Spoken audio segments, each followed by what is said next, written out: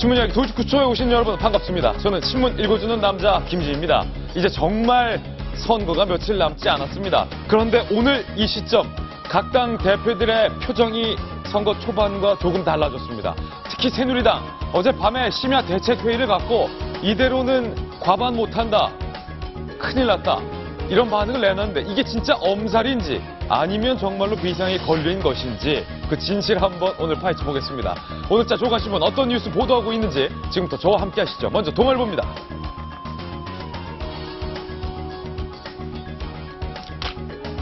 동아일보 세종시로 한번 가보겠습니다. 빨간 점퍼 한 명, 둘로 나뉜 파란 점퍼 이해찬 의원의 지역구인데요. 세종의 여론조사 결과 동아일보가 실시한 4일 여론조사 새누리당 박종준 후보가 35.7, 이해찬 무소속 후보가 30.6%, YTN이 실시한 4일 여론조사 결과 박종중 새누리당 후보가 34.3%, 그런데 이해찬 무소속 후보는 32.3%로 무소속과 새누리 후보의 박빙 대결로 점쳐지고 있습니다. 박종준이 잘할까라는 의구심, 또 반면에는 이해찬이 뭘 했냐라는 질타. 과연 최후의 뚜껑을 열었을 때 나오는 승자는 누굴까요? 궁금해집니다. 다음 신문입니다. 이번에 한국일보입니다. 각 당의 표정 변화 한번 보겠습니다. 김무성 대표 이렇게 말했습니다. 통진당과 손잡았던 더불어민주당이다. 김종인 대표는 이렇게 맞섰습니다. 김무성이가 경제민주화를 몰라도 한참 모른다. 그렇다면 국민의당 안철수 대표는 뭐라고 말했을까요? 총선 뒤 대표 임기는 끝이다. 바로 전당대회 가겠다. 아니 대권구도 가겠다. 이렇게 밝혔습니다. 잠시 후 각 당의 숨은 속내에 대해서 보도해드리겠고요. 다음 신문입니다. 이번엔 조선일보 1면입니다. 상승세 타는 안. 그런데 속타는 두 남자. 여기서 속타는 두 남자 1, 남자 2. 김무성 대표, 김종인 대표가 속타고 있고요. 그런데 안철수 대표 표정 한번 보십시오. 그 어느 때에도 볼 수 없었던 자신감, 환한 표정. 요즘 안철수 의원의 표정 속에 있는데 도대체 지지율이 어떻길래 세 당의 당 지지율은 잠시 후 공개하겠습니다.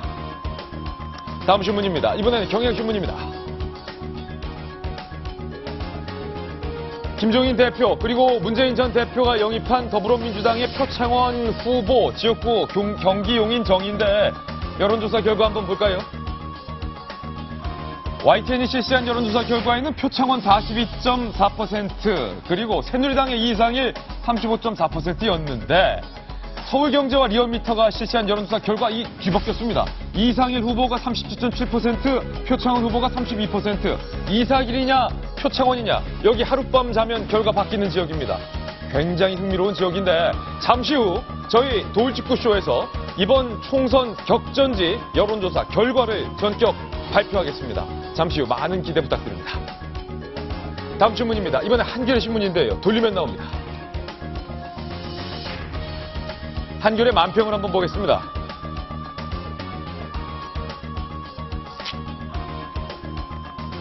제목은 엄살가인데 이 나라를 어찌할꼬 백주대낮 종북세력 날뛰고 석양의 기우는 당을 보니 찍어낸 유승민께 살아나고 고향 부산이 위태하며 영남 전체가 흔들리니 구원하실 분은 오직 철수뿐 집권당 모양새가 쓸쓸하니 건불 10년 환무 11홍이여라 라고 했는데 김 대표의 속내를 세로로 한번 읽어보니까 200석 찍고 영구 집권이라는 말이 나오네요.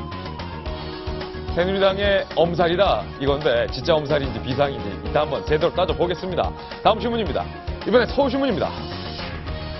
안철수 대표가 물을 마시고 있는데 목이 타는 모양입니다. 이렇게 말했습니다. 사과를 대신했어요. 권은희 후보의 대통령 저격 포스터 이거는 정말로 있을 수 없는 일이다. 안철수 대표가 직접 사과의 뜻을 밝혔습니다. 어제 저희 돌직구쇼에서 어물쩡 스리슬쩍 넘어가선 안 된다. 안 대표가 직접 말하셔라 라고 고언을 드렸는데 안철수 대표가 저희 돌직구쇼 본 것 같습니다. 다음 신문입니다. 이번엔 중앙일보인데요. 역시 돌리면 나옵니다. 새누리 수도권 접전 지역 후보들이 요즘 기이한 현상을 보이고 있다는데 빨간색 점퍼 대신 흰색 점퍼를 입고 돌아다닌다고 합니다. 새누리당 접전지 후보들이 왜 흰 점퍼를 입었을까요? 그 까닭 잠시 후 공개하겠습니다. 네, 오늘 신문 이야기 도입구쇼 앞서 예고해 드렸던 대로 주요 격전지의 여론조사 결과를 잠시 후 전격 발표하겠습니다. 과연 여론조사 결과 웃는 후보는 누구일지 기대해 주시기 바랍니다. 오늘도 도입구쇼는 여러분을 위한 쇼입니다.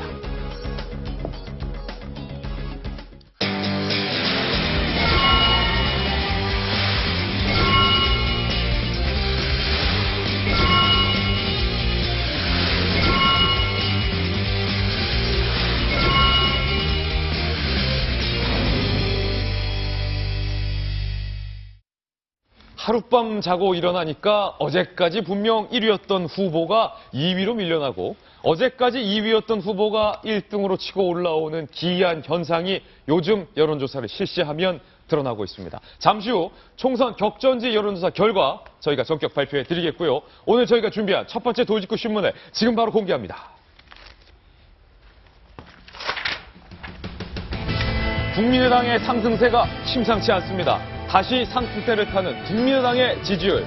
그런데 국민의당의 지지율이 올라갈수록 발등에 불 떨어진 김무성 대표와 김종인 대표의 표정은 일그러지고 있습니다. 오늘 중앙일보에는 이런 만평이 보도되고 있습니다. 엄살 퍼레이드, 누가 엄살왕인가? 엄살 대회가 열렸습니다. 김무성 대표 아이고 공청 때문에 하면서 표를 한 바구니 얻고 있고요. 김종인 대표 아이고 철수 때문에 그에 못지않은 표를 하나로 품고 있습니다.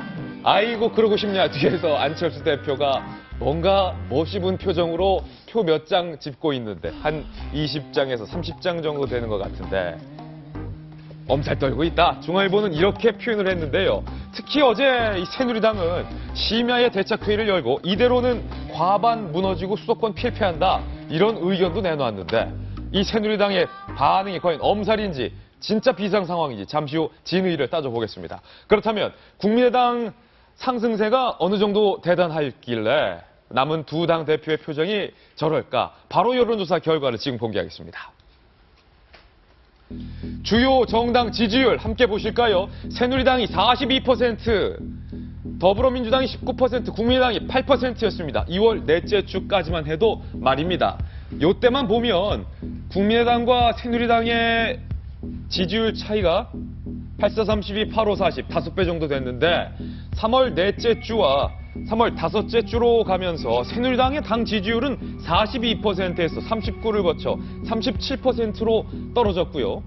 반면에 더불어민주당 당 지지율은 3월 넷째 주나 다섯째 주 21% 정도로 일정한 추세를 보였습니다. 그런데 국민의당 당 지지율이 8%에서 12%로 지금 올라가고 있다. 그런데 이 한국갤럽 여론조사뿐만 아니라 비례대표 선출을 위한 정당 투표 지지율에서는 국민의당의 지지율이 더 가파르게 오르고 있고 리얼미터가 실시한 정당 지지율에서도 국민의당의 당 지지율이 급속도로 상승하고 있는 모양을 보이고 있습니다.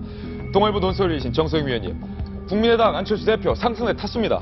그렇습니다. 지금 보면 재미있는 포인트가요. 새누리당 지지율이 이제 5%포인트 정도 빠졌고 더불어민주당 3%포인트 정도 빠졌는데 그것이 이제 국민의당으로 갔는데 특별히 재미있는 것이 우리가 더불어민주당에 있는 지지율이 국민의당으로 올 것 같지만 꼭 그렇지는 않고 새누리당에서 빠진 것이 그대로 오고 있다. 이런 점을 볼 수 있고요. 가장 큰 이유는 야권 연대가 무산된 거죠. 어제를 기점으로 야권 연대는 아니다라는 것이 이제 끝났다고 하면서 이게 제3당이 더불어민주당과 합치지는 것은 않겠구나 하는 걸 알게 되면서 제3당이 가겠구나 이런 생각을 가지게 되면서 국민의당으로 결집 효과가 나타나고 있는 것 같고요. 이제 그 구체적으로 분석해보면 한 두 가지 정도 요인이 있는데 우선 가장 중요한 게 공천 파동에 대한 기존 정치권에 대한 실망감이죠. 그것이 아마 제3당으로 이제 결집이 된 것 같고 두 번째 이유로는 이제 더불어민주당에서의 호남에서의 문제인데 더불어민주당이 호남에서 안 된다. 특히 문재인 대표가 어저께 뭐 호남 간다 안 간다 얘기가 있었지만 그 더불어민주당에서 문재인 대표에 대한 호남의 그 반감이 예상외로 크다. 예상외로 크다. 이러니까 국민의당이 자꾸 올라가니까 김종인 대표가 문 전 대표 오지 말라 그랬군요. 그 호남에서 이제 그 국민의당이 뭐 잘하면 자기들만으로 석권할 수 있을 정도로 좀 괜찮게 탄탄하게 가고 있는 것 같습니다. 윤태호 실장님. 여론조사 기관의 여론조사 데이터를 보면 참으로 흥미로운데 궁금한 거는 왜 안철수 국민의당이 지금 이 시점에 다시 반등을 하고 있는가? 자, 방금 정성희 위원님도 해주셨지만 이제 복합적이죠. 이제 주체적인 요인이 있고 바깥의 요인으로 나눠볼 수 있을 텐데, 주체적인 요인은 김한길 전 공동선대위원장이 선대위원장 그만둔 거 같은 거는 복으로 작용한 거죠. 예. 이 당이 갈라져 있는 게 아니라 안철수라는 사람을 중심으로 뭉쳐진다. 그 내홍이 얼마나 많았었습니까? 사실 공천 때 뭐 도끼 등장하고 뭐 그랬지 않습니까? 예. 그런 부분이 이제 다른 당들도 마찬가지지만 국민의당도 이제 아주 잠잠해져서 안철수라는 이제 구심력이 확실하게 잡혀 있다라는 거. 그리고 이제 단일화가 없다라는 부분에 대해 가지고도 마이웨이를 갈 수 있겠다라고 보이는 거. 그리고 두 번째로는 말씀한 대로 이제 더불어민주당이나 새누리당 같은 경우 새누리당은 이제 조금 회복하는 것 같아요. 최경환, 김무성 두 분이 속으로 무슨 생각인지 모르겠지만은 웃고 다니고 끌어안고 다니고 하지 않습니까? 근데 더불어민주당은 이제 다시 당대표하고 전 대표의 오히려 갈등이 조금 불거지는 듯한 모습을 보이는 거. 이런 게 복합적인 거고, 저희 여론조사는요. 두세 가지를 짚어볼 수 있을 것 같아요. 예. 안 대표가 주장하는 대로 새누리당에서 내려오는 걸 받는 그릇이다, 우리는. 새누리당을 깎아먹는다. 그 반면에 야당 더불어민주당이 주장하는 거, 우리는 소선거구 제도다. 예. 아무리 저렇게 깎아먹어봤자 선거에 나가면 결국 1등은 그대로지 않냐. 새누리당 좋은 일을 시킨다. 두 가지 이야기가 다 맞는 면이 있죠. 안철수 대표가 어제 흥미로운 분석을 내놨습니다. 보세요. 새누리당의 당 지지율이 떨어지는데 새누리당에서 빠진 이 빠진 분들은 절대로 2번으로 바로 안 갑니다. 이분들 저희 국민의당 지지합니다. 라고 아주 굉장한 자신감을 보였는데요. 한 기자가 이렇게 말했습니다. 안 대표 혹시 다른 사람들처럼 대권병 걸린 것 아닙니까? 라는 기자의 예리한 질문에 안철수 대표 웃으면서 이렇게 말했습니다. 이 또한 자신감이 반영된 것이겠죠? 대권병에 걸린 사람이 후보 양보하겠습니까? 어떤 분은 또 철수 정치 뭐 이런 표현도 쓰시는데요. 저는 사실 한 번도 철수한 적이 없습니다.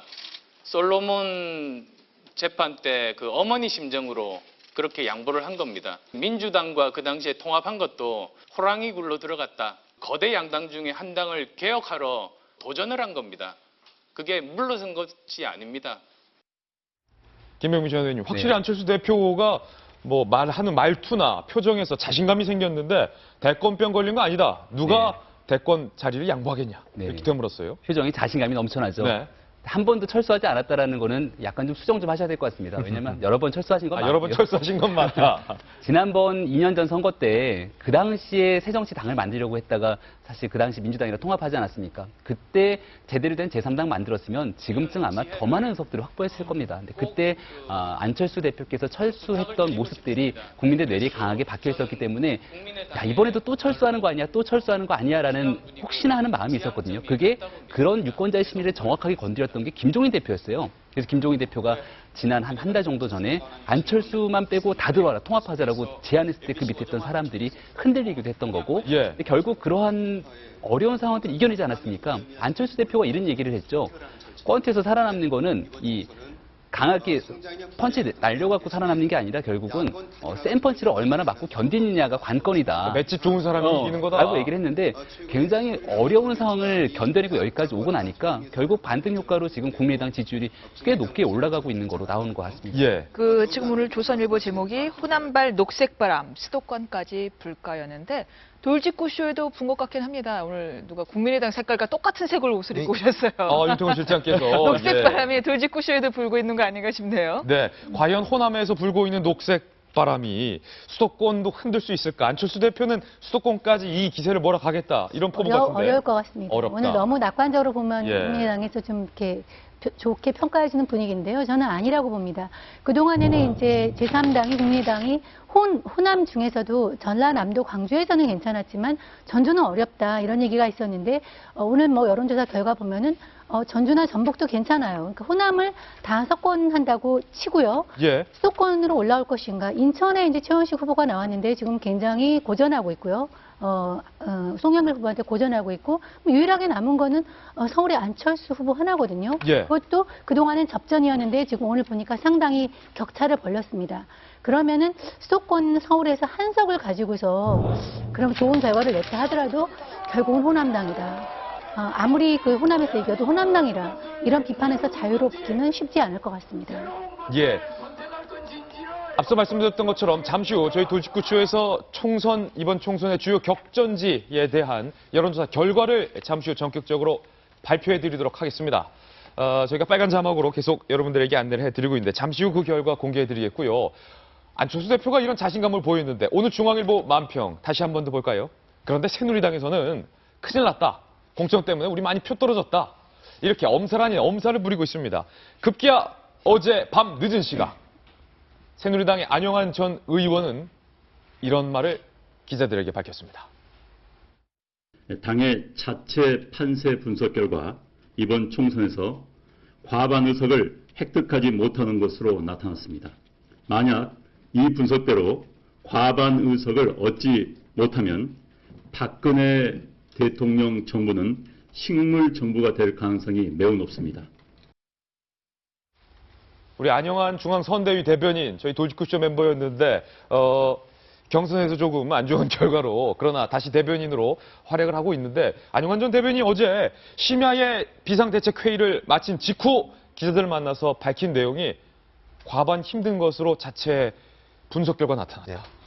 저는 새누리당을 보면요. 안영한 대변인 말씀도 그렇고 참 뭐랄까 야구로 치면 강팀인 것 같아요. 야구로 치면 네, 강팀이다. 강팀과 약팀의 차이는 약팀도 분위기가 좋을 때는 이제 2루타 홈런 빵빵 치고 이제 점수를 많이 내죠. 근데 에러가 하나 나면은 걷잡을 수 없이 무너지는 게 약팀의 조건이지 않습니까? 근데 강팀은 힘든 상황에서 정수가 안 되면은 도루도 하고 더블 스틸하고 희생번트 되고 뭐 이상한 작전 떠가지고 경기를 끝까지 붙잡아가지고 뒤집거든요. 저는 이 새누리당을 보면은 정말로 강팀이다. 어려우면은 변수로, 잘 나갈 때는 정수로. 야당 같은 경우에 사실은 잘 나갈 때는 점수를 쫙 내는데 에러, 뭐 막말, 파독 이런 걸로 해가지고 와르르 무너지는 게 많거든요. 참 저는 새누리당이 강팀이라는 걸 보여주시는 것 같습니다. 예, 그 말은 새누리당이 보인 반응이 이거 엄살이다 이렇게 그렇죠. 보는 건데 무슨 그럼 백당 오늘 이런 의제를 드리겠습니다. 새누리당이 과반 힘들다, 수도권 필패할 것이다 라고 밝혔던 그 말이 과연 엄살일까요? 아니면 진짜 비상 상황일까요? 윤태곤 실장은 엄살이다 이렇게 밝혔는데 정 의원님 이거 엄살입니까? 엄살 아닙니까? 새누리당이 뭐 옛날에 김무성 대표가 호언 장담한 대로 180석이다. 이거는 뭐 어렵죠. 어렵지만은 저도 이렇게 신문 기사를 읽고 여러 사람의 의견을 들은 거지만 적어도 과반은 무난하게 하지 않을까 하는 생각이 듭니다. 근데 이제 과반을 한다는 것이 새누리당한테 큰 의미는 없을 거예요. 왜냐하면은 우리가 국회 선진화법 때문에 오히려 그 과반을 하지 못한 소수 그 야당이 그 선진화법 야당 결재법 아니겠습니까? 이런 구도로는 19대 총선이나 20대 국회나 20대 국회나 별 차이가 없기 때문에 네. 새누리당이 의미 있게 정치적으로 의미 있게 생각하는 그런 구도는 안 나올 것이고 쉽게 말하면 새누리당은 과반을 확보해도 별로 지금까지는 달라지지 못한다는 그런 위기감을 갖고 있는 것 같습니다. 그래서 저렇게 약간 엄살 전략이 나온 것 같아요. 엄살 2표 나왔는데 싱크탱크 소속이었던 김병민 전 의원께서는 어제 본인이 속해 있었던 여의도 연구원에서 자체 분석 결과 150석은커녕 140석, 130 몇 석 이런 얘기 하던데. 네, 위기감이 충분히 반영된 표현이라고 저는 봅니다. 엄살 아니다? 네. 예. 엄살이라고 표현할 수도 있겠는데 그럼에도 불구하고 저는 이거는 진짜 엄살이 아니라고 표현할 수밖에 없는 게요. 예. 대다수의 시민들이 선거 판세를 볼 때는 언론에 보도된 여론조사를 가지고 판단하지 않습니까? 근데 여론조사 보면 판판이 새누리당이 거의 대부분 이기는 거로 나오는데 엄살 아니냐 이렇게 얘기를 하시잖아요. 근데 여론조사에 함정이 있습니다. 왜냐하면 여론조사가 거의 대다수 언론사에서 보도되는 여론조사는 100% 유선전화, 집전화를 가지고 전화를 돌려요. 아마 앵커님 집전화 없으시죠? 집전화 저희는 없습니다. 변호사님 있으신가요? 저희 없어요. 대다수의 네. 우리 같은 20대, 30대, 40대의 젊은 가정을 가지고 있는 사람들은 집전화가 거의 없거든요. 그러다 보니까 젊은 층의 표심이 제대로 반영되지 않았을 수 있고 이는 바꿔 말하면 야당의 지지층이 제대로 대변되지 못한 여론조사 결과일 수 있다. 예. 특히나 이번 선거의 가장 핵심적인 요소는 저번에도 말씀드렸지만 총 122석을 갖고 있는 수도권의 표심이 어디로 가냐의 문제거든요. 근데 이 수도권의 표심이라는 게 한 표, 두 표 가지고도 차이가 날 수 있는 부분들이기 때문에 여기서 지금 새누리당이 굉장히 위태로울 수 있다는 게 첫 번째 위기감일 겁니다. 예. 그리고 하나만 더 말씀을 드리면 새누리당 같은 경우는 어쨌거나 지금 무소속으로 뛰어나간 사람들 때문에 기존에 갖고 있던 표 자체가 흔들릴 가능성이 높아요. 여기에 뭐 이재호 의원도 말할 것도 없고 지금 기존에는 진영 장관이 용산에서 갖고 있었던 표 자체도 지금 잃어버릴 수 있다는 위기감이 있고요. 뭐 이런 총체적인 어려움을 봤을 때 150석이 실제 어려울 수도 있겠다라는 거는 그냥 나름대로 허풍은 아니다라고 저는 보여집니다. 허풍 아니다. 이거 진짜 비상이다. 예, 예. 그런데 이것과 연관돼서 임윤선 변호사님, 새누리당의 수도권의 이 접전 지역, 하룻밤 자고 나면 결과가 달라지는 그 접전 지역 후보들이 이상하게 빨간 잠바를 벗어 제끼고 하얀 잠바를 입었다. 그러니까 이게 뭐 우리는 뭐 일각에서는 언론 엄살이라고 보지만 예. 막상 격전지의 후보자들은 그게 이거 수도권 심상치 않다라는 걸 피부로 느끼나 봐요. 그러다 보니까 저희가 돌직구 쇼에서도 한번 소개를 해드렸는데 오히려 차라리 흰색, 무소속을 의미하는 흰색 점퍼라고 해서 빨간색을 그나마 좀 감추는 것이 표심 잡기에 수도권 표심 잡기에 유리하다라고 생각을 한 것인지 예. 수도권의 격전지에 새누리당 후보들이 빨간색 점퍼가 아니라 바로 흰색 점퍼를 입는다고 합니다. 지금 저렇게요? 네. 사실은 유승민 의원과 가까웠지는 않은데 네. 가까운 그렇죠. 아니 뭐 어. 윤석열 의원이랑 가까울 수는 있겠죠. 윤석열 의원도 하얀색 점퍼 그런- 입고 다니시더라고요. 그런데 이제 이들 얘기는 이제 바로 누구냐 하면은 광진구죠. 광진구에 등장한 정준길 후보 같은 경우가 바로 흰색 점퍼에 빨간색 1번을 했는데 그 이유에 대해서 우리 당의 공식적인 점퍼 중에 하나다. 흰색 점퍼에 빨간색도 분명히 당의 공식적인 점퍼 중에 하나다라고 했고요. 김성태 후보 강서을에 나왔죠. 그리고 시흥갑 후보 시흥갑 후보가 아니군요. 함진규 후보 시흥갑에 나온 함 후보도 종종 흰색을 입는데요. 이제 뭐 그들의 주장은 말로 겉으로는 젊은 이미지 주려고라고 하지만 그 내심은 수도권 표심을 잡기 위해서 아닌가 하고 해석하고 있습니다. 예, 아까도 저희가 보여드렸지만 새누리당 후보들이 빨간 잠바를 못 입고 있는 이유 중에 하나도 바로 이 주요 정당 지지율에서 새누리당의 지지율이 점점점 하락하고 있는 추세가 하락 추세이기 때문에 빨간 잠바를 입고 대문 밖을 나서기가 멈칫멈칫하는 것 같은데 저희가 계속 예고해 드렸던 대로 이번 선거에서 주요 격전지가 있습니다. 주요 격전지에 대한 최근 여론조사 결과를 저희가 집계를 한번 해봤습니다. 한 군데 한 군데씩 지금부터 전격 발표해 보도록 하겠습니다. 이번 총선의 주요 격전지입니다. 네, 먼저 서울 마포 의뢰 4.13 격전지 여론조사 결과를 한번 보겠습니다. 새누리당의 김성동 후보가 29.9%, 그리고 더불어민주당의 손혜원 위원장이 22.9%, 손혜원 위원장이 서울 마포을에서 야심차게 정청래 의원을 제끼고 공천을 받았는데 김성동 후보와 29.9대 22.9의 여론조사 결과를 현재 보이고 있습니다. 네, 이번에는 대구 북을인데요. 새누리당의 양용무 후보가 27.1%, 그런데 무소속의 홍일학 후보가 37.3%로 무소속의 홍일학 후보가 역시 강세를 현재 보이고 있는 모습을 대구 북을에서 볼 수 있습니다. 다음 지역입니다. 이번엔 경남 창원 성산으로 한번 가보겠습니다. 노회찬 후보가 39.9%로 세 후보 중에서는 가장 많은 지지율을 보이고 있는데 역시 노회찬 후보는 야권 단일화라는 표현은 쓸 수는 없지만 노회찬 후보가 다른 야당 후보와 함께 단일화 아닌 단일화를 함으로써 39.9%의 현재 높은 지지율로 올라서고 있는 모양을 보이고 있고요. 다음 지역입니다. 이번에는 서울 구로을입니다. 박영선 의원이 36.5%, 그리고 새누리당 후보 강효식 후보가 31.7%를 보이고 있는데 일각에서는 박영선 후보가 굉장히 고전을 겪고 있다라는 여론조사도 발표됐긴 했는데 현재 여론조사 결과는 오차 범위를 넘어서는 범위 내에서 박영선 후보가 리드하고 있는 것으로 나타나고 있습니다. 다음 지역입니다.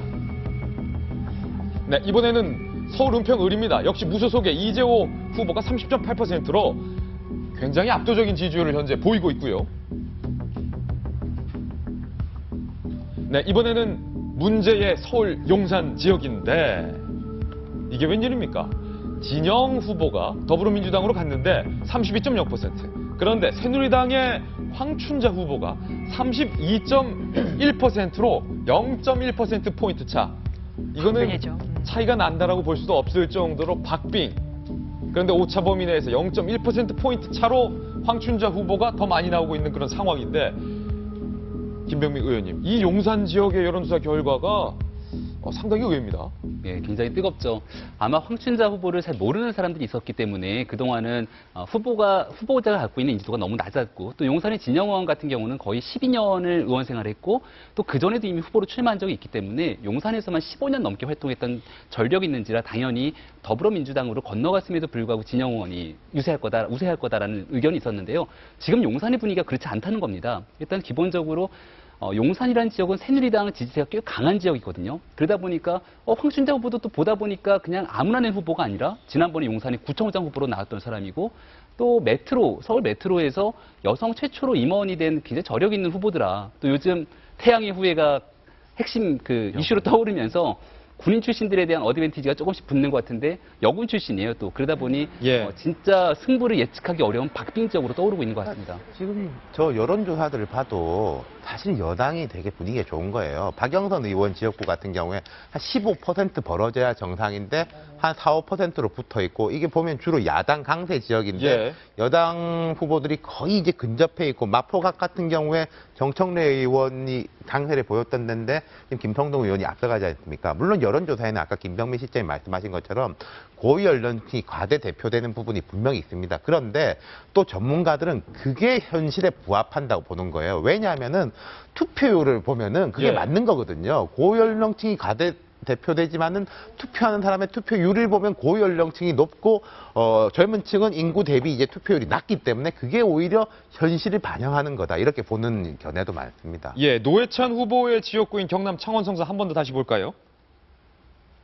강기훈 새누리당 후보가 29.1%, 그리고 국민의당 이재원 후보가 4.5%, 노회찬 정의당 후보가 39.9%의 지지율을 현재 보이고 있는데, 이재원 후보가 국민의당인데 이제 더불어당으로 잘못 나갔습니다.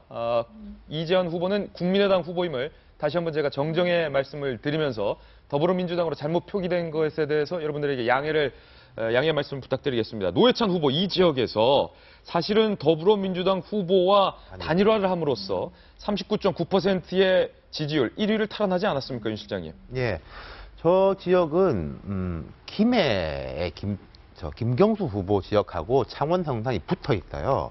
김해 김경수 후보 지역은 봉하마을이 있는 곳이고, 저게 붙어 있는데 어떤 효과가 있냐면은 창원 성산은 이제 공업단지입니다. 대기업이 많은데 김해에서 살면서 성산으로 출퇴근하는 사람들이 예. 꽤 많아요. 그럼 이제 김해하고 창원이 같이 이제 야권 입장에서 시너지 효과를 일으키고 있는 것이고, 거기다가 더불어민주당과 정의당이 단일화를 했기 때문에 노회찬 후보가 주가를 올리고 옆집에 있는 이 김경수 후보한테까지 영향을 미치고 있는 거죠. 주요 격전지 여론조사 결과 이번엔 서울 종로로 한번 가보겠습니다.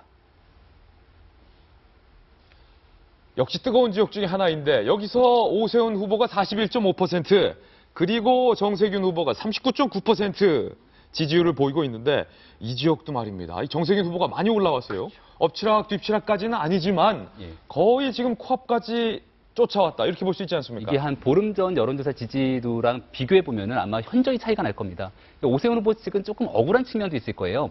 그동안 종로에서 본인이 박빙의 승부였으면 정말 유권자들한테 다가서는 종로 밀착형 선거를 했을 건데, 예. 오세훈 시장 그동안 전 시장 어디에서 볼 수 있었냐면 서울 곳곳에서 아마 볼 수 있었을 겁니다. 왜냐하면 새누리당을 대표할 만한 지금 선대본부장이 마땅치 않기 때문에 서울 지역에 아마 선대위원장을 맡아갖고 서울의 모든 지역을 다니면서 다른 후보들 선거 운동을 도와주고 있었는데, 그러고 나서 종로를 보니까 지금 굉장히 많은 표 차이가 났던 부분들이 좁혀졌거든요. 예. 지금부터는 아마 오세훈 전 시장이 종로에 집중해서 남은 선거를 끝까지 집중하지 않을까라는 생각이 듭니다. 이번에는 남은 한 지역입니다. 전북, 전주, 병 여론조사 결과를 지금 바로 공개하겠습니다.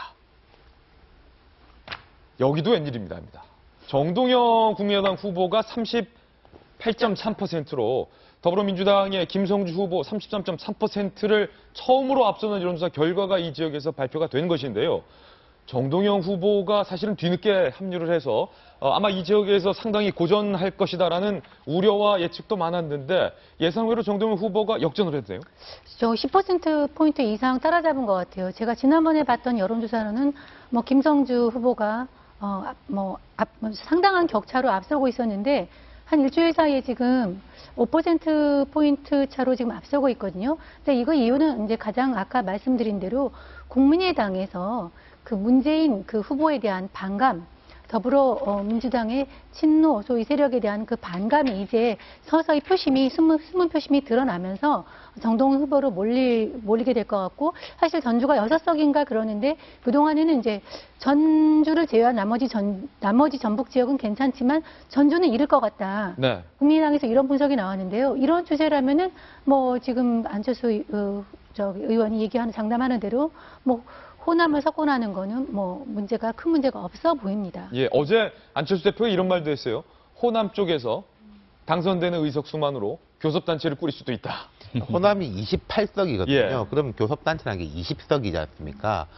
그럼 이제 아까 이제 새누리당이 뭐 130석 이것도 거꾸로 보면 되는데, 그럼 야당이 170석 나올 때가 있냐라고 보면 되는데, 그럼 이제 더불어민주당이 8석 이상 나올 것이냐 하고 연동이 되는 거거든요. 그럼 더불어민주당이 강한 쪽 숫자를 계산을 해보면은 국민의당 숫자가 나오는 거니까 20석이 달성 불가능한 목표는 아니죠. 지금으로 봐서는.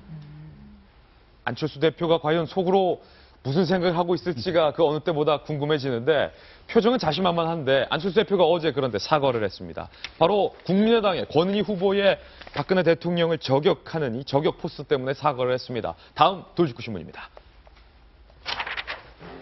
권은희 의원의 포스터, 있을 수 없는 일이다.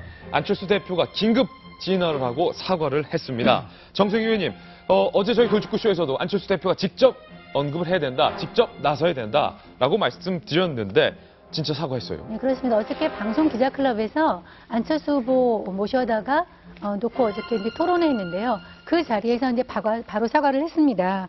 그 포스터 논란에 대해서 있을 수 없는 일이다. 사실 저 포스터는 우리가 어저께 얘기했지만 어떤 지지자가 만든 것을 예. 그 후보 측에서 일하는 자원봉사자가 페이스북에 올렸다고 했는데, 우리가 어저께 지적한 대로 어찌됐건 그 총체적인 책임은 권은희 후보 측에 있는 것입니다. 권은희 후보가 직접 뭐 논란에 대해서 그 얘기를 했지만 이것은 좀 더 큰 장 차원에서 얘기를 해야 된다고 얘기를 했는데, 뭐 발빠르게 안철수 의원이 어저께 방송 토론회에서 있을 수 없는 일이라고 발빠르게 사과를 했습니다. 동아일보 어제 사설에서 권은희 후보 사퇴해야 된다. 근데 사퇴 카드까지는 안 꺼냈네요. 그렇습니다. 그 사퇴 얘기도 나왔는데요. 본인이 사퇴하지 않고 이거는 사퇴하는 거는 너무 무리한 크다. 것이고 좀 크다고 얘기를 하고 사과하는 선에서 이제 논란을 종결지을 것 같습니다. 임유선 변호사님, 안철수 대표가 예전에는 이런 빠른 사과, 긴급한 상황 진화 이런 거에 조금 미숙한 모습을 보였는데 안 항상 대표가 즉각적인 대답을 피했었죠. 예. A를 물으면은 뭐 B도 아니고 B-를 답변하시거나 B-2를 답변했었다. 예. 하셨고, 좀 이렇게 뭐 어떤 질문을 해도 똑같이 B-2가 나오곤 했었는데, 이게 워낙에 성향이 좀 내향적인 성향이어서 내향적인 성향의 장점은 이렇게 집중력 있는 뭔가 이렇게 꼼꼼한 이런 성격이 있는 반면에 신중한 단점이 순발력이 떨어진다는 거잖아요. 그래서 좀 순발력이 많이 떨어지는 모습을 보였었는데 요즘에는 그렇지 않은 모습에 상당히 이렇게 귀를 기울이게 되더라고요. 예. 그리고 이제 또 한편으로 이제 늘 나오는 말이 있잖아요. 뭐 일각에서는 다른 정치인들이 대권병 걸렸다고 한다 했더니 그것도 아주 뭐 적극적으로 그럼 내가 대권병 걸린 사람이 과연 대권 후보를 양보했겠느냐라는 적절한 반론으로 말씀을 하시는데 저는 그거 왜 정치인들이 아직 대권병 걸렸어 하는 것처럼 웃긴 비판이 없다고 생각해요. 웃긴 비판이 없다. 아유 정말 자기들은 없나요? 자기들은 없나요? 없나요? 진짜. 권은희 후보의 대통령을 저격하는 포스터, 사실 많은 누리꾼들 사이에서 비판의 대상에 오르긴 했는데 어제 저희 채널A 정치부가 취재한 결과, 채널A 정치부와 사회부가 취재한 결과 서울 강남 한복판에서 무소속의 김수근 후보네요. 워낙 낯선 후보라서 이름이 잘 입에 붙지 않는데 강남 한복판에서 무소속의 김수근 후보가 박근혜 대통령을 비난하는 선거운동을 하는가 하면 불법 선거 사무소를 차려서 결국 철거되는 일까지 있었습니다. 그런데 이 무소속의 김수근 후보가 국정원 직원의 사진과 신분까지 본인의 SNS에 노출해서 논란이 되고 있습니다. 김유림 기자가 취재했습니다. 하루 유동인구가 30만 명에 달하는 강남역 인도 한복판에 덩그러니 놓인 천막. 서울 서초울에 출마한 무소속 김수근 후보가 설치한 선거사무소입니다. 박근혜 대통령을 비난하고 국정원 해체를 주장하는 현수막이 걸려 있습니다. 사진 안 찍네. 여기 그래도 강남인데 이게 뭐야 이게. 무소속 김수근 후보의 천막 선거 사무소입니다. 서초구청은 길거리에 허가를 받지 않고 천막을 세우는 것은 불법이라며 두 차례나 자진 철거를 요구했습니다. 결국 천막은 강제 철거됐습니다. 불법 시설물로 인정되었기 때문에 저희가 30분 이후에 철거하러 가겠습니다. 저는 선거법상 특별법으로 선거 기간 동안만 이렇게 운영하고 다음 주 12일 이후에는 자진 철거한다고 분명히 말씀드렸고. 김 후보는 2014년 지방선거 당시 통진당 소속으로 시의원의 입 후보에 낙선한 인물.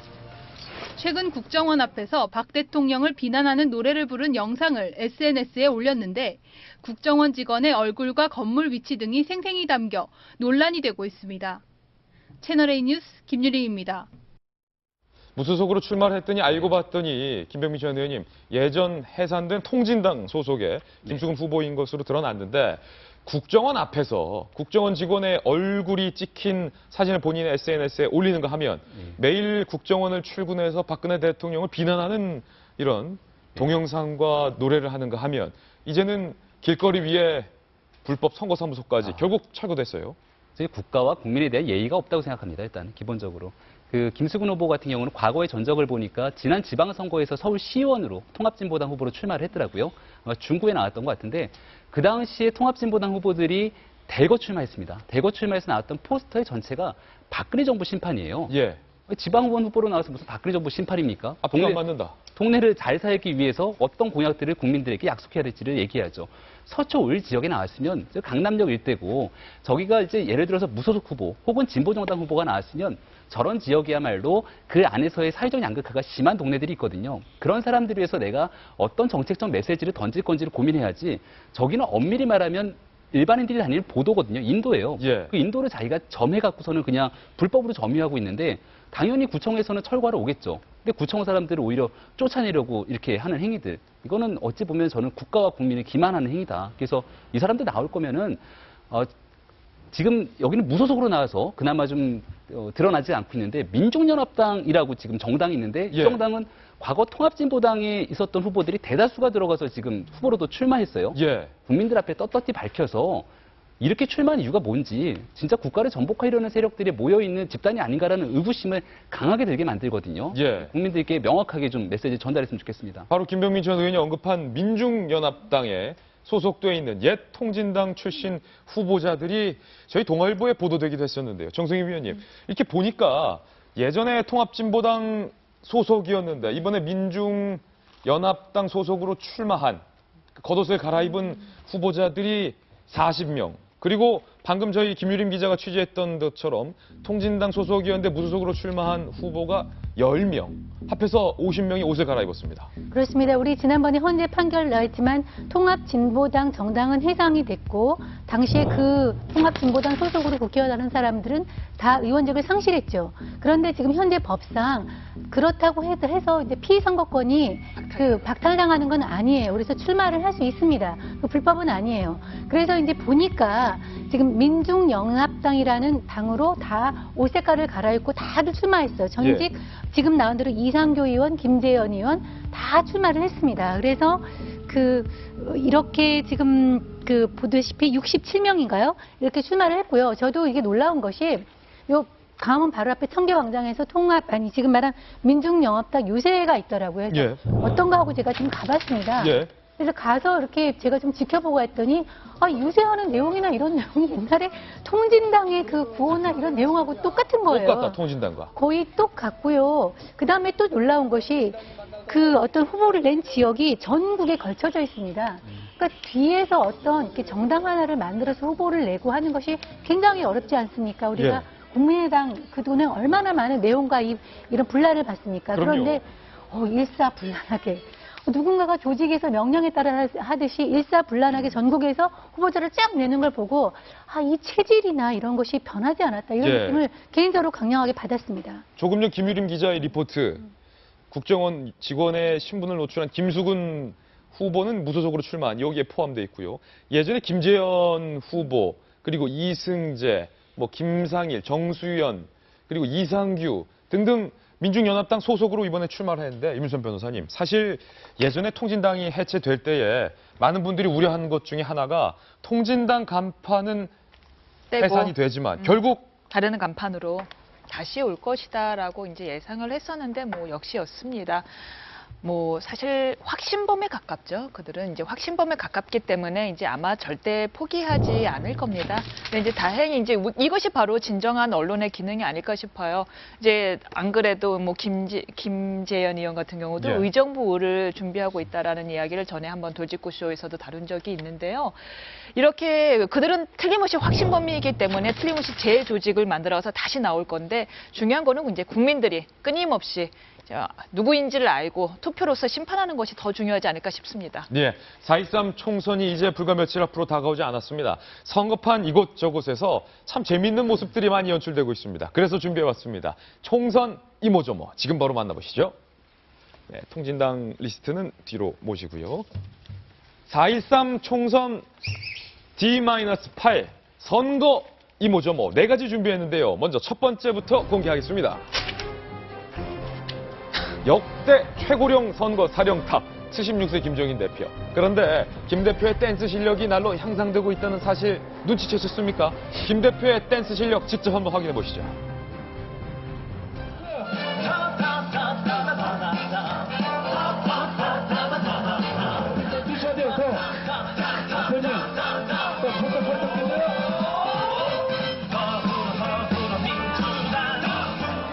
김종인 대표가 편한 신발, 로퍼 신발이라고 하죠. 편한 로퍼 신발에 면바지에 파란색 잠바를 입고 요즘 여기저기 유세를 다니고 있는데 다닐 때마다 저 더 로고송에 맞춰서 바로 저 댄스, 2번 댄스를 추고 계시는데 윤태호 실장님, 뭐 고령에도 불구하고 댄스 실력이 뭐 녹슬지 않았습니다. 제가 오늘 한국일보에 칼럼 썼어요. 예. 더불어민주당 김종인 대표께라고 썼는데 거기 구절이 나와 있는데 다른 당 대표에 비해서 11살, 22살이 많습니다. 김종인 대표가. 근데 지난 주말에 동선을 보면은 호남 전체, 제주도, 수도권까지 이동 거리도 지금 제일 길어요. 그리고 뭐 제가 가까이서는 안 뵀지만은 지금 이렇게 화면을 통해서 보면은 여전히 뭐 땡땡한 모습이지 않습니까? 예, 오늘 아유. 윤태호 실장이 한국일보에 쓴 칼럼인데 김 대표에게 아예 편지를 썼네요. 예, 그러니까 뭐 저는 이제 경제 할배 본인이 좋아하는 별명으로 돌아가라 뭐 이런 말씀을 드린 건데 예. 뭐 그게 중요한 건 아니고 어찌됐건 간에 김종인 대표가 이런 강한 모습을 보이는 건 좋아요. 예. 그런데 이제 이런 면이 있을 겁니다. 김종인, 김무성, 안철수 이 세 사람 중에서 안철수 대표도 정치 경력이 일천하고 김종인 대표하고 비교할 수 없는 경력이지만은 대중 정치인, 대중과 접하는 경력으로 치면은 사실은 김종인 대표가 정말 신인이거든요. 예. 88년도에 관악구에서 선거 한 번 나간 거 외에는 처음입니다. 이분이. 떨어졌죠, 그러니까, 이해찬 예, 그러니까 이해찬 의원한테 떨어졌는데 이 부분에서 아직까지는 조금 어색한 게 사실은 있거든요. 대중들한테 대해서 어떻게 좀 친근감과 이런 걸 이끌어낼 수 있을까? 학습 능력이 남은 8일 동안 어디까지 올라갈까를 보는 것도 흥미로운 포인트입니다. 예, 정 의원님. 저도 보면 이제 몸이 말을 안 됐죠. 우리 기사에서는 열심히 이제 노익장을 과시한다고 하고 또 지금 이제 부인께서 그 식품영양학을 전공하셨대요. 아, 교수시죠? 예, 그래서 그동안에는 이제 건강관리, 그래서 체중 조절을 위한 그런 홍삼이나 이런 걸 많이 이렇게 면역 체계를 증진하기 위한 이런 걸 많이 드셨는데 요즘은 뭐 고기 반찬도 많이 해주시면서 그 강행군에 대해서 대비하고 있다는 말을 했는데 제가 보기에는 제가 듣기로는 상당히 뭐 건강에 좀 위기감도 느끼고 계시다 그래요. 그러니까 겉으로 이제 보기에는 저렇게 활발하게 활동을 하시지만 사실은 굉장히 좀 건강에 무리가 있다. 그런 얘기를 듣고 있거든요. 그래서 아무래도 76세, 곧 이제 70살이고 우리 뭐 동아일보에서 다음에 정말 정체성을 분명히 하라. 다음에 문재인이 나올 거냐, 김종인 대통령이 나올 거냐, 예. 이런 얘기까지 하고 있는 마당이니까 이번이 본인의 어떤 그런 다음의 어떤 행보를 위한 어떤 준비하는 작업에서 어떤 모습을 보일지가 좀 관건인데요. 저렇게 해서 대중 정치인으로 거듭나게 되면은 처음에 또 뭐 본인이 큰 꿈을 꾸실 수도 있지 않을까 저는 그렇게 생각합니다. 예. 그 스텝을 밟는 모습이 이제 굉장히 곤혹스러운데요. 곤혹스러우면서 이제 스텝을 하나씩 밟아가시는데. 곤혹스러운 스텝이다. 사실 이제 보는 국민도 곤혹스러워요. 많은 정치인들의 스텝에 뭐 예컨대 뭐 김무성 대표, 뭐 최경환 의원 뭐 다 곤혹스럽습니다. 보는 국민도요. 그런데 그러니까 생각나는 분이 대부분의 이제 정치인들이 대부분 심각한 몽치인데 그 중에서 유독 뛰어났다는 한 분이 생각나네요. 아, 누구요? 옛날 강금실 장관이 예. 잘 주셨어요. 춤에, 댄스에. 법무법인 지평 출신인데 그 예. 지평의 노래방 이제 변호사들 사이에서도 소문이 자자했거든요. 노래방을 가면은 평정을 한다는 거예요. 춤과 댄스로. 그 실력을 정치권에서도 그대로 발휘를 해서 그때 국민적인 인지도가 많이 올라갔을걸요. 댄스 실력으로. 강무실 전 장관 얼마 전에 김종인 대표에 대한 이 공개적인 비판을 하고 또 요즘은 잠잠한데 또 어떤 의견 낼지도 궁금하네요. 선거 이모저모 두 번째로 이동하겠습니다. 선거인데 태양호회가 여기도 나오네요. 바람을 타려면 송중기 등에 올라타라. 총선에서도 송중기 모시기 전쟁이다. 임순 변호사님, 딱히 송중기 팬이기 때문에 이 기사를 부탁드린 건 아니지 말입니다. 송중기 팬으로서는 이런 기사 반갑지 않지 말입니다. 예. 네, 다들 뭐 송중기 이용하려고 난리라고 합니다. 아, 그래요? 네, 뭐 쉽게는 좀 전에 권은희 의원도 그런 이제 부작용을 겪었었고요. 아, 이 저격 포스터. 그렇죠. 지금 가장 적극적인 사람은 권성태 대전시장이라고 해요. 이 대전시장 같은 경우는 아예 송중기 부모를 찾아가서 네, 송중기 부모를 찾아가서 부모님을 찾아갔어요? 예, 찾아가서 대전시의 홍보대사를 해달라. 이게 약간 오버 아닙니까? 라는 부탁까지 했다고 합니다. 그래서 송중기 씨 부모님도 훌륭하시겠지만 자신의 인연을 강조했다고 합니다. 예. 제가 송중기와 성균대 경영학과 동문입니다. 근데 학번 차이가 74학번과 05학번이네요. 네, 30년 차이가 나는데 동문은 동문이네요. 네네네. 인연을 강조하며 대전시 홍보대사를 했다라고 하고요. 그밖에 뭐 지금 강원도 태백시 같은 경우에는 저기를 탄광에서 찍지 않았습니까? 세트장이 폐광부지에서 찍은 건데 뭐 관광객들이 몰려들어서 지금 세트장을 복원하는 방안을 추진 중이라고 하고요. 아무튼 지금 각 시에서 지금 태양의 후예 인기를 얻고서는 뭔가 관광 도시로 만들려고 그래서 일종의 예전에 남이섬이 관광 명소가 된 것처럼 네. 그런 홍보 효과를 이용하려고 한다고 합니다. 이거 너무 우리 유권자들의 수준을 낮게 본 거 아닙니까? 김병민 의원님. 네. 송중기 좋아하는 팬심 따로, 그다음에 이번 투표에서 심판하는 민심 따로일 텐데 어떻게 그걸 헷갈립니까? 그래서 저는 제가 과도하게 이런 거 이용하면 역풍 맞는다고 말씀 한번 드린 적 있잖아요. 저는 여기서 제일 걱정되는 분 중에 하나가 우리 그 사진 한번 보여주시면 아래에 있는 본인이 이제 파주의 후에 오산의 후에 이렇게 나온 분이 있는데 그 자기 얼굴과 송중기 몸을 가지고 합성해서 이거로 선거운동했다는 분이 있어요. 얼굴은 후보 얼굴인데 몸은 송중기 몸. 예. 이거 잘못하면 선거법 위반으로 분명히 걸릴 수 있는 소지가 있기 때문에. 그렇군요. 아니요. 선거법 위반인 거는요. 이제 예컨대 예전에 모 후보가 허경영 후보가 나는 부시를 만났습니다 하면서 부시 사진이랑 찍었단 말이에요. 그래서 사람들이 그게 합성인 줄 알았어요. 그런 거는 이제 사실 알고 보니 합성이 아닌 걸로 드러나서 더 반전이었지만 그게 더 반전이에요. 그게 더 반전 실제로 찍은 거여서 거기서 이제 허위 사실을 합성을 해서 내가 뭐 누구로부터 투자를 받았다라는 허위 사실을 합성 사진을 이용해서 찍은 경우에는 선거법 위반인데 이런 패러디 같은 것은 그냥 패러디로 보기 때문에 선거법 위반으로 보지 않습니다. 무관하다. 그래도 이제 합성과 관련된 부분은 조금 민감한 부분이 있기 조심해야 될 것 때문에. 같은데요, 분명히. 물론 왜냐하면 아무도 이런다고 해서 저 사람이 송중기구나 하고 착각하는 사람이 왜냐하면 없으니까요. 이렇게 군복을 입고 얼굴만 났을 경우에는 이건 어찌 보면 송중기를 패러디했다고 보기 어렵고 사실상 사진을 보게 됐을 경우에 이 사람이 군복을 입고 군 생활했던 것처럼 볼 수도 있는 오해 소지가 있기 때문에 송중기 패러디한 걸 모르고 이 사람이 군 생활을 이렇게 했구나라고 착각할 수 그럴 수는 있다는 있겠네요. 거죠. 특전사인 것처럼 보여서 이런 거 잘못 하나 쓴 게 결국은 나중에 당선되더라도 당선 무효까지 갈 수 있는 사태가 되기 때문에 굉장히 후보들은 조심해야 됩니다.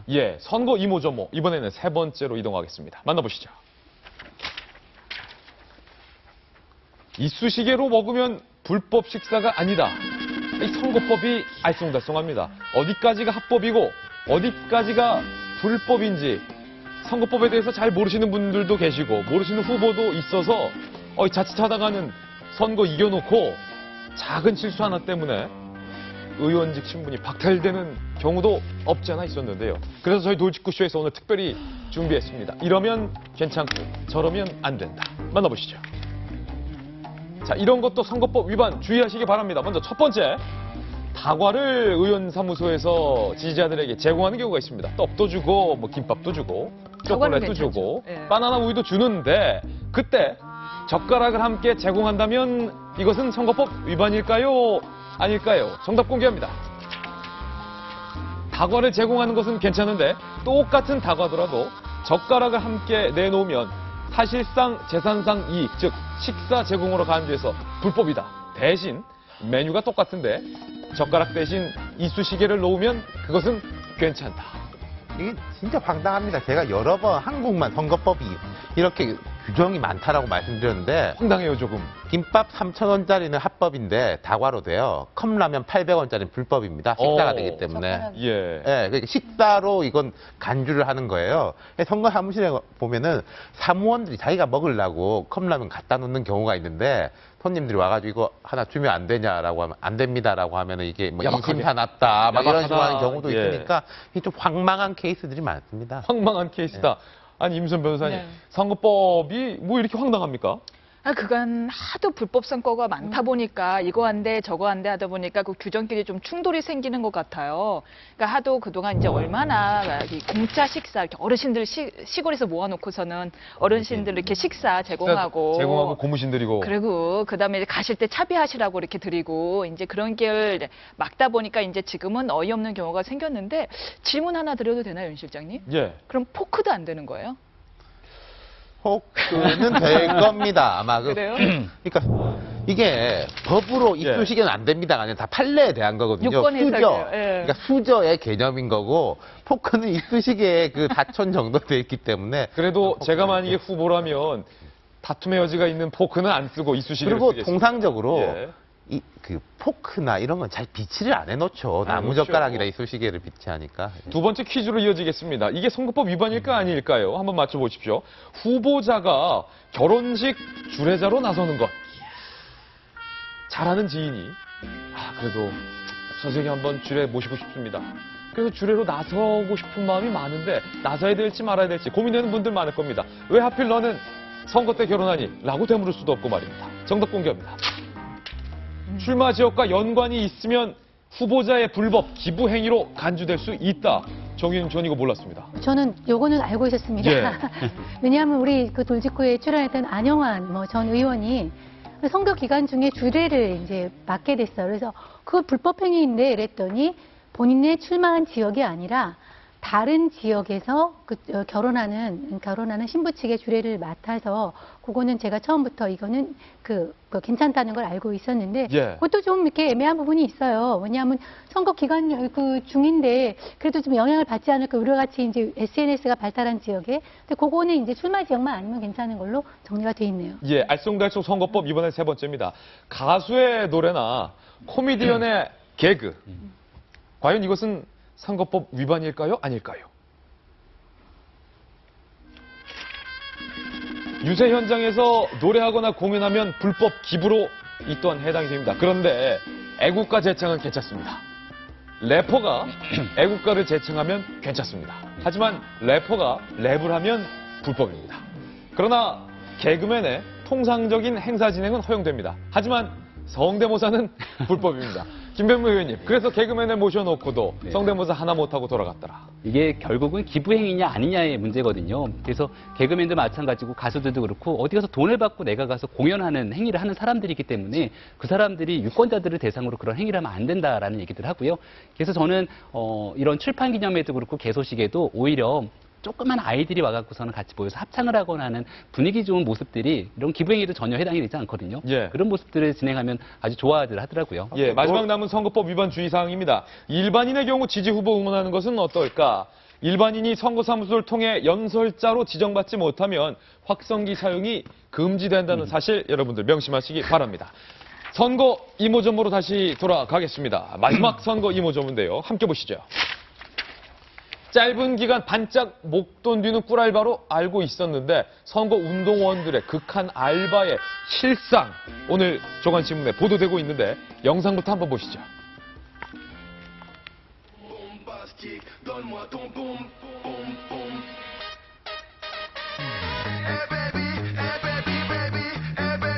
네, 영화 검사 외전에서 강동원 씨가 선거 운동원으로 1일 활약을 해서 막춤 댄스로 많은 유권자들의 마음을 훔쳤던 장면이 나오는데 저렇게 고생들 하는 선거 운동원 분들 하루 일당 많이 받을 것 같은데 김병민 전 의원님 얼마 받습니까? 법상 7만 원으로 정해져 있습니다. 7만 원, 새벽부터 심야까지 네, 해도 7만 원 곱하기 13일을 하게 되면 91만 원. 그러니까 대학생들 같은 경우에는 야, 그래 13일 바짝 뛰고 91만 원 벌어서 여행을 가거나 노트북을 사거나 하고 싶은 걸 하자고 달려드는 경우가 있는데 막상 들어가 보면 이틀 3일 하다가 중간에 도망가는 경우가 왕왕 발생합니다. 아, 왜요? 너무 힘들거든요. 예.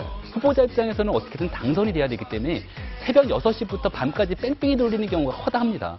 근데 가만 생각해 보니까 그렇게 장시간 노동을 하게 되면은 이게 7만 원 갖고 답이 안 나오는 거예요. 예. 오히려 하루에 8시간을 넘게 근무할 수도 있는 거고 최저시급에도 해당이 안 되고 8시간이 넘어가게 되면 시간의 수당이 또 나와야 되는 것 아닙니까? 실제로 8시간 넘지 않아요? 아침 6시부터 시작해서 보통 밤 9시까지는 선거운동을 하기 나름이거든요. 예. 후보자마다 차이는 있겠지만 또 후보자가 그래 고생한다고 돈을 더 주고 싶어도 법상으로 딱 정해져 놨기 때문에 그 이상 주면 또 선거법 위반이에요. 그렇군요. 그래서 이거는 국회의원들이 앞으로 선거법에 개정하기 위한 뭐 추가적인 대책 조치가 필요하다는 얘기들까지 나오는 상황입니다. 예. 이번에 그 정당들이 전부 다 경제 관련 공약이나 일자리 관련 공약에서 최저임금 인상을 많이 내놨더라고요. 심지어 새누리당도 굉장히 높게 9,000원까지 올라가는 엄청난 파격적인 공약을 내놨는데 그런 거를 자신들이 쓰는 그 알바부터 좀 적용하면 어떨까 하는 생각이 듭니다. 참 힘든 알바입니다. 이게 알바하는 분들이 잠깐 이제 본인은 쉰다고 잠깐 전화기를 쳐다보거나 이럴 수도 있잖아요. 그러면은 그 당의 지지자들이 또 그걸 보고 선거하는데 전화해요. 우리 당 선거운동을 하는 사람들이 딴 당 사람들이 열심히 하는데 예. 딴짓 하고 있더라. 딴짓하고 있다. 단독 똑바로 해라 이러니까 힘든 일이죠. 예, 선거운동분들이 총선 13일 기간 동안 정말 고생이 많다라는 생각 다시 한번 해봤습니다. 이번엔 저희가 준비한 다음 돌직구 신문으로 이동하겠습니다. 만나보시죠. 러시아로 한번 가보겠는데요. 푸틴의 라이벌 죽이기. 급기야 러시아 전 총리의 성관계 몰래 카메라를 TV를 통해서 공개를 해서 충격을 주고 있습니다. 아니 이게 어찌된 일입니까? 김 의원님. 예, 러시아에 굉장히 충격적인 사건이 일어났는데 카샤노프 당수라는 사람입니다. 예. 반 푸틴 진영을 이끌었던 3명의 지도자가 있었는데 한 명은 암살을 당했고 한 명은 정치적으로 제거를 당했고 예. 마지막 남은 한 명이었는데 이 한 명을 이런 식으로 제거하네요. 푸틴이 마지막 한 명까지 결국. 예, 예. 결국은 사진에 나오는 것처럼 여기 나와 있는 이 여자 애인이거든요. 팔레바인이라는 애인인데 이 사람은 누구냐면 푸틴 입장에서는 굉장히 보기가 싫었을 사람입니다. 왜냐하면 외신에 단골적으로 출연해서 유창한 영어로 푸틴 정부를 굉장히 극한적으로, 그러니까 극렬하게 비난했던 사람이기 때문에. 아, 그 애인도 반 푸틴? 예, 반 푸틴. 그래서 이런 나름대로 몰래카메라라고 얘기하는데 몰래카메라의 성관계 영상을 가지고 이거를 방송에서 공개를 했다? 예. 상식적으로 이해할 수 없는 일이죠. 근데 이게 러시아에 이제 조금 있으면 총선이 있고 바로 이어 대선이 있기 때문에 그런 과정을 염두에 둔 푸틴 스타일의 정치다라는 게 지금 보도되고 있어서 충격입니다. 아니 저 동영상을 공개한 방송은 제정신인가라는 생각도 드는데 정 의원님 어떤 방송입니까? 저 방송이 보니까 푸틴이 뭐 알다시피 KGB 출신 아니겠습니까? 예. 비밀 뭐 정보국 소관인데요. 그 다음에 푸틴이 성공하게 된 게 가스프롬이라고 우리나라 그 가스 그다음에 석유회사 사장 출신이지 않습니까? 그 가스프롬이 소유한 방송국입니다. 그러니까 저거는 아마 그 저 당수의 지인이 그 카메라를 갖다 방에다가 몰래 설치해서 촬영을 했는데요. 40분 정도. 그거를 입수를 해서 그 촬영하는 것까지도 뭐 있을 수 있다고 생각을 해요. 누군가가.